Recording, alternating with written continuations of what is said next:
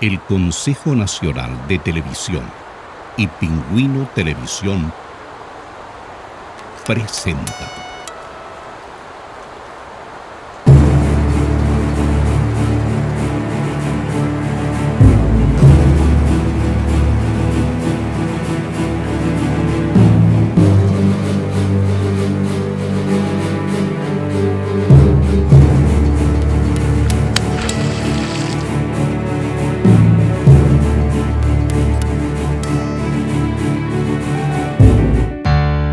Redescubriendo Patagonia, el descubrimiento de Chile por el sur.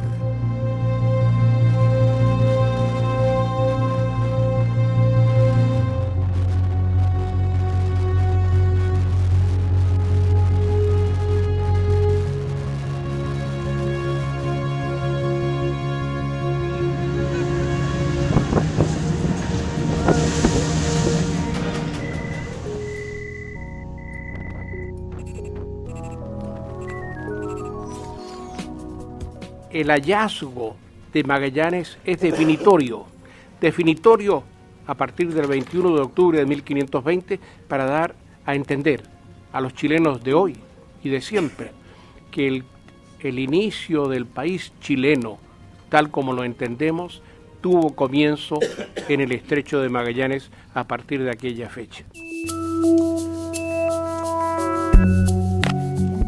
Buenos días, niñas y niños.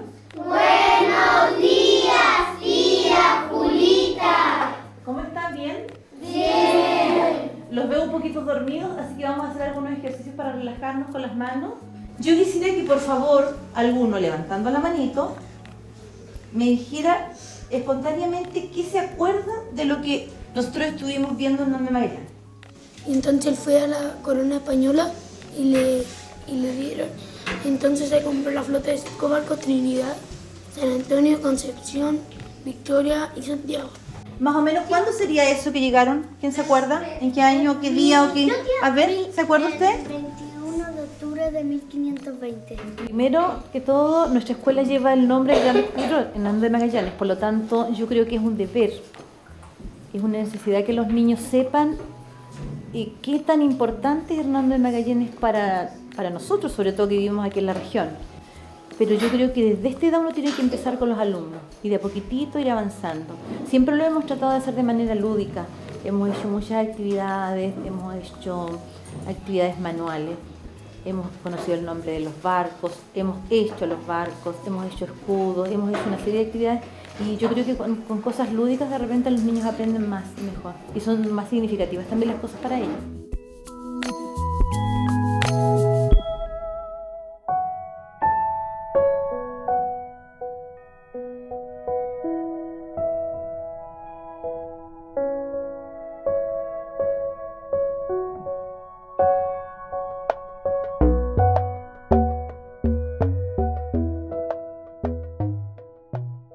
No había facilidades para conservar los alimentos.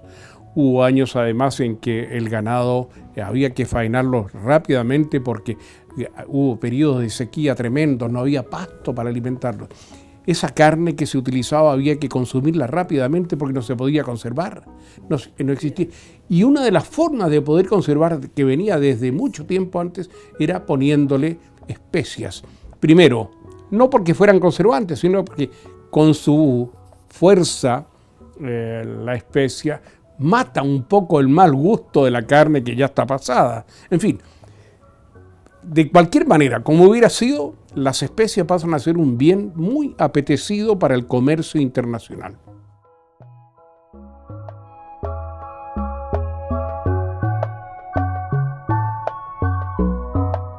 Hay que darle más fuerza, evidentemente, pero ya nosotros aquí, en nuestras escuelas públicas y privadas, todo el mundo sabe, yo diría y acepta prácticamente sin discusión, de que en aquel momento se produce el descubrimiento de que esto ocurre aquí a partir de 1520, del 21 de octubre, y que el hombre del destino fue Fernando de Magallanes.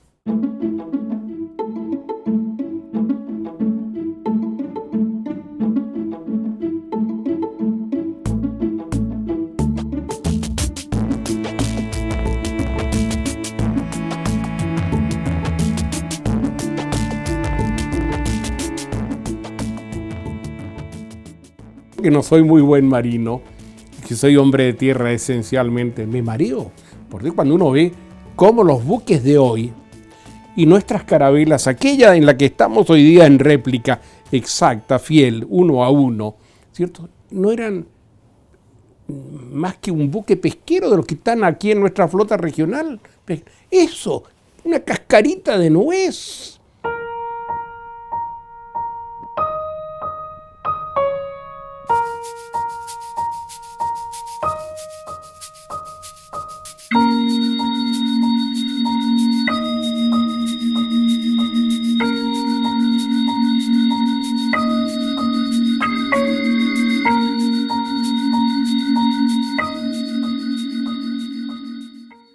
Primero, el término valentía le queda perfecto, porque fue una decisión de coraje. No había mapas porque simplemente se trataba de lugares del mundo absolutamente desconocidos. Se navegaba por latitudes absolutamente desconocidas. Se enfrentaban condiciones de clima totalmente desconocidas y en muchos casos, aquí en Patagonia, absolutamente adversas. Realmente es tentar a la suerte realmente. ¿Qué puede pasar? ¿Qué puede pasar? Y cada metro es un logro, cada metro.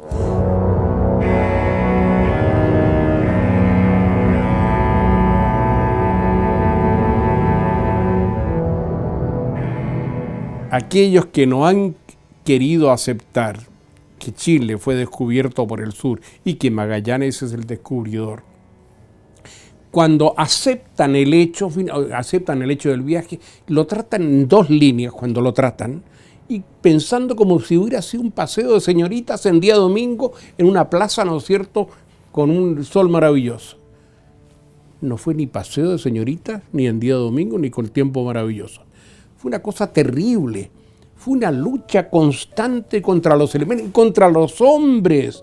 Si solo él estaba convencido de su decisión, y muy poquitos junto con él. El resto estaba pensando en terminar aquello de una vez por todas y volver a Europa. Ya no querían más guerra.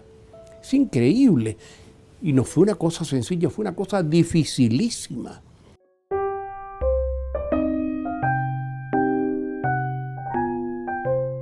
Los vientos de primavera en Patagonia, que sabemos que son cosas serias. ¿Qué magallánico y qué otra persona que ha venido a vivir a Magallanes no sabe que con la primavera comienzan los vientos de manera sostenida? Y vaya de qué fuerza, ¿no? A veces soplan horas y días. El estrecho posee una lista de naufragios impresionantes. Ya desde Magallanes, si bien es cierto, una de sus naves naufragó un poquito antes de encontrar el estrecho, Sarmiento de Gamboa, Drake, solo por nombrar algunos, pero la lista es larga. ¿Ya? Estamos hablando de naves que no se pueden dirigir de un punto a otro así a voluntad. Hay que maniobrar de acuerdo al viento. Eso hace una navegación complicadísima. Ya las corrientes, el oleaje fuerte que existe en la Patagonia, los vientos, no es simple para una nave que se gobierna solamente o se impulsa solamente con el viento. Las condiciones para navegar a vela son complejas porque en la medida en que los pasos son angostos, ¿ya?, y el viento no viene exactamente de una dirección apropiada para navegar, bueno, hay que esperar o hay que empezar a hacer navegaciones zigzagueando, digamos, en términos civiles, digamos, ¿eh?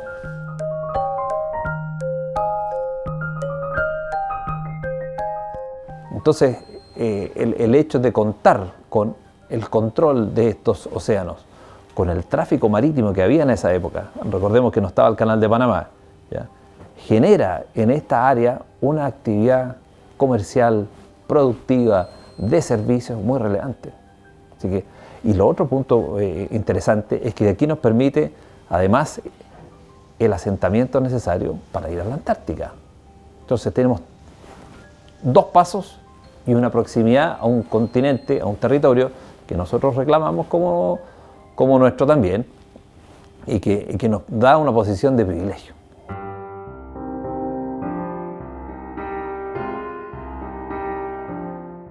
primero quisiera referirme a que esto fue navegado en tiempos pretéritos por los canoeros locales. Eran los primeros navegantes de estos territorios. Y luego cuando llega Magallanes con sus naves, verdaderas cáscaras de nueces que cruzan el mar, dan la vuelta al globo terráqueo, entran acá sin derroteros, sin mapas, sin cartografía. Realmente yo encuentro que fueron tremendos navegantes.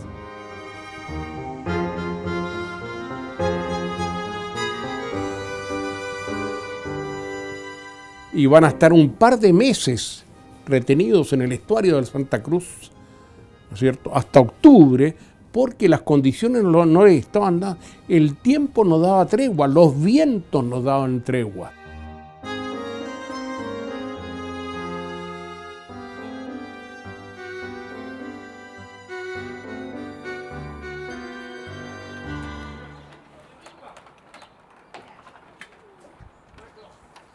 Por lo que yo puedo ver, por ejemplo, cuando descubren el estrecho, que menciona que la Victoria iba adelante, ¿no es cierto? Sí, ese dato sí. Pero eso no es porque la Victoria no iba adelante por una casualidad, sino que la Victoria iba adelante porque esa es la orden del rey.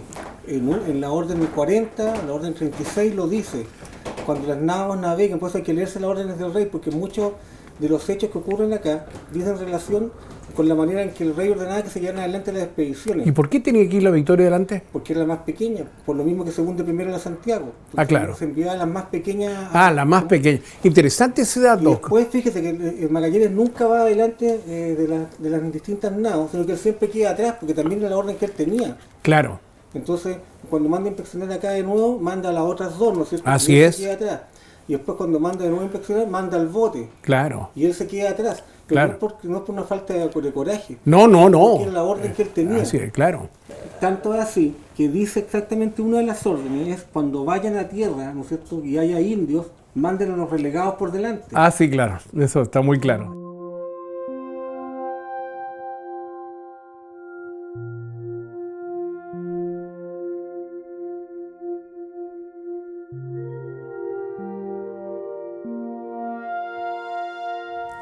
Parten finalmente los 4 buques hacia el sur en octubre y después de soportar un buen zarandeo por el Atlántico Sur, el día 21, una nao exploradora que parece que era la Victoria, avista una punta y detrás de la punta una abertura enorme.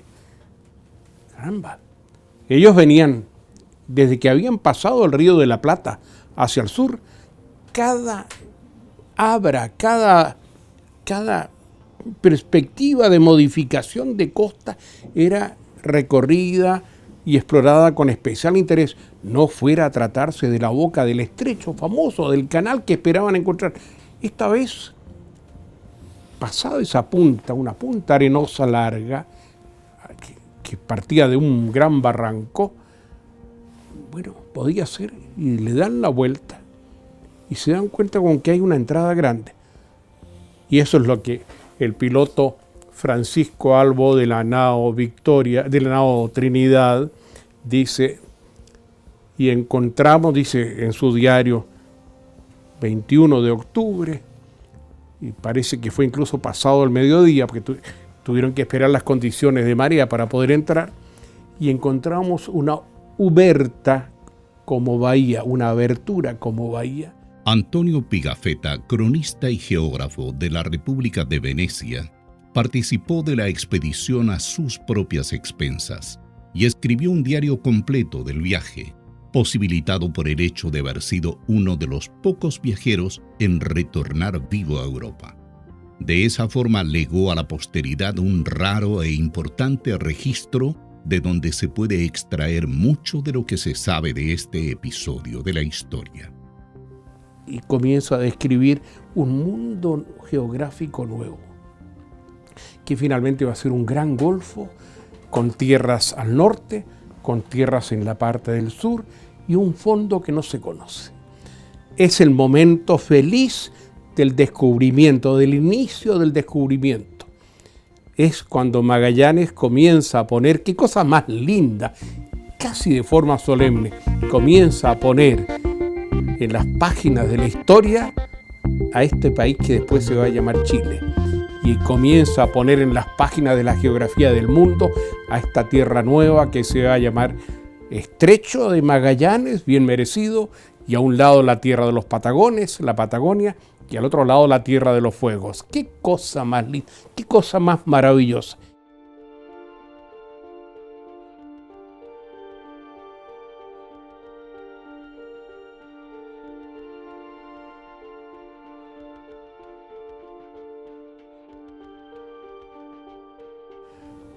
Pero de cualquier manera, ahí se ha producido además otra cosa. Por primera vez un hombre de nuestra cultura, un hombre de Occidente, Juan Carvalho, João Carvalho, ¿cierto?, pone pie en la tierra patagónica. Es el primer europeo que pisa la futura tierra de Chile, ahí, el Monte Dinero. Eso fue tan importante y es tan importante, sobre todo en la perspectiva de encontrarnos a 5 años del cumplimiento de los 500 años de ese suceso admirable, que hace años atrás levantamos allí un monumento muy bonito, que yo califiqué el hito del descubrimiento de Chile, que es una cosa sencilla, es una columna de fierro que tiene arriba la silueta de una carabela de aquel tiempo, orientada precisamente en la dirección en que se abre la primera angostura del estrecho, y al pie hay una leyenda en bronce grande en que se cuenta toda esta leyenda, ¿sí?, que por orden de Magallanes llega la escuadra, o sea, la flota llega el 21 de octubre, en fin, todo esto que he venido contando. Es el hito del descubrimiento de Chile, un lugar que todos los magallánicos, que todos los chilenos que visitan Magallanes, que los niños de nuestras escuelas debieran conocer en peregrinación patriótica y cultural algún día, de aquí, de cara al 5º centenario, para ver el lugar donde nace Chile. ¡Qué cosa más bonita! ¿Quién puede decir eso? Lo podemos decir nosotros.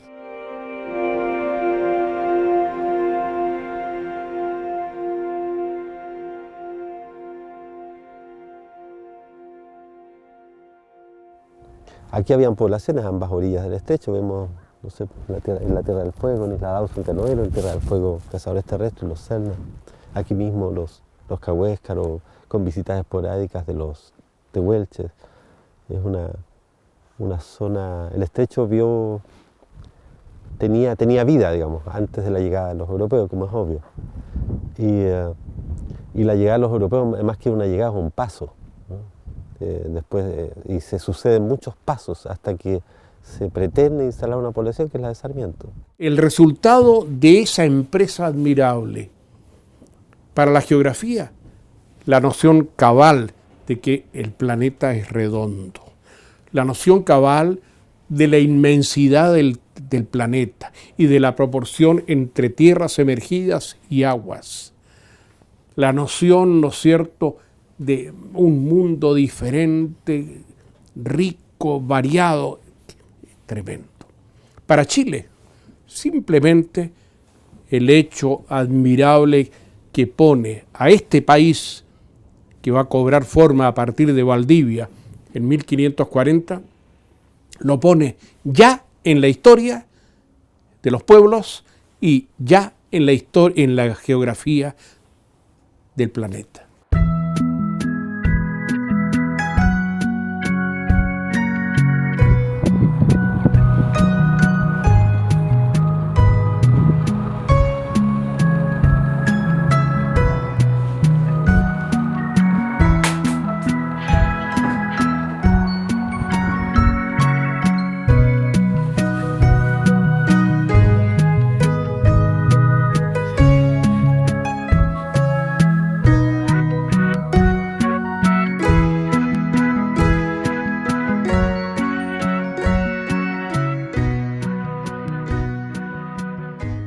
Para nosotros, para nuestra región, es el acta de nacimiento, es el inicio de nuestra identidad. Es allí cuando comenzamos a usar el término magallánico, magallanidad feliz, tomado del apellido de este hombre heroico, grande, visionario, porfiado como pocos. e infortunado al fin, porque el pobre no tuvo suerte de llegar con vida a Europa, pero se cumplió todo su deseo. ¡Qué maravilla! ¡Qué cosa tan linda! Entonces el descubrimiento del estrecho fue importantísimo, o sea, es el acceso y el paso al Mar del Sur, y por lo tanto tenía todo que ver con la incipiente ciencia de entonces, si la Tierra era redonda o no, si se podía dar la vuelta a este globo o no y volver al mismo punto, cosas muy relevantes que en el fondo Magallanes prueba. Por ahí dice un autor que es el primero que abre la era de la globalización. Es un europeo que va visitando puntos y no visita sembrando semillas, ¿no? De cuentas de collar, de enfermedades, qué sé yo, es como el primer globalizador, Magallanes. Por lo tanto, este paso era importantísimo. Han tenido que pasar 3 o 4 siglos para que finalmente la posteridad comience a hacer justicia. Hasta Portugal, que había mirado a Magallanes como un hijo, como un tránsfuga. Hasta Portugal finalmente ha terminado reconociéndolo como un gran navegador. Y hoy día, en el panteón de los grandes marinos del imperio portugués, está Cabral, está Vasco da Gama y está Magallanes con igual merecimiento, si no mayor. Increíble. Y en la historia del mundo ya Magallanes inclusive tiene superior merecimiento que el propio Colón en cuanto a lo que él significó para la historia de la geografía y la historia de la humanidad. ¡Qué cosa más bonita!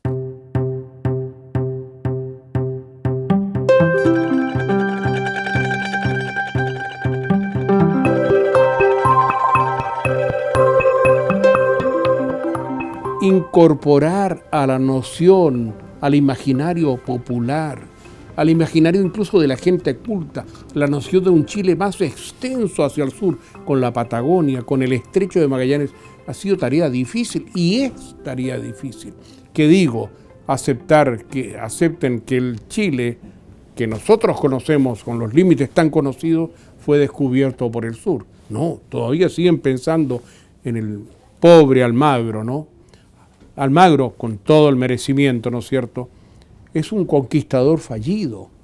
Él venía a territorio conocido porque era dominio incaico desde hacía más de un siglo, con guías indios y una expresa que lo traía a conquistar un país que parecía rico en oro y que no era rico en oro. Y fracasa y vuelve. Y desaparece el pobre Almagro de la historia, ¿no es cierto?, mal además. ¿Y quién va a tomar aquella bandera? Un hombre con mayor visión, evidentemente, y menos ilusiones, que era Pedro de Valdivia. Él hará su propia conquista, ¿no es cierto?, pero y la hará bien, pensando en fundar un reino nuevo que además en su dimensión geográfica va a incorporar aquello que otro, muchos años antes, 20 años antes que Valdivia, 16 años antes que Almagro, Magallanes había incorporado, ¿no es cierto? Qué cosa más linda.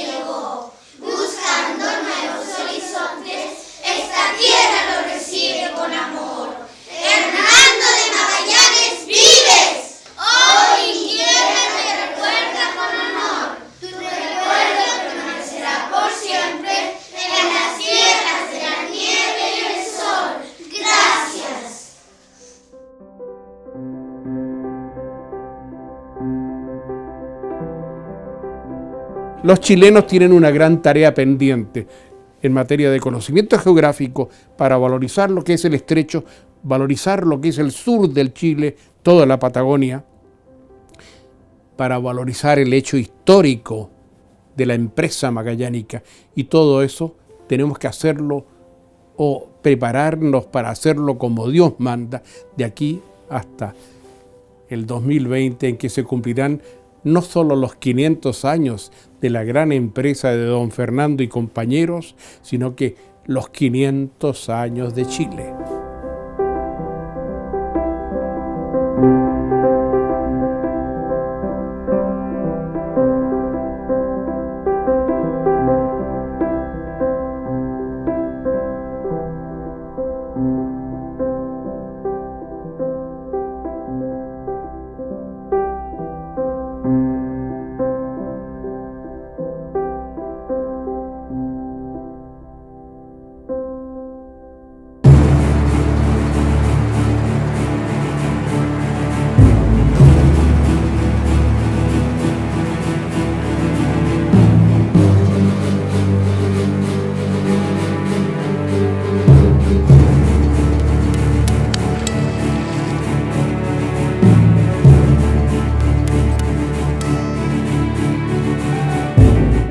Redescubriendo Patagonia.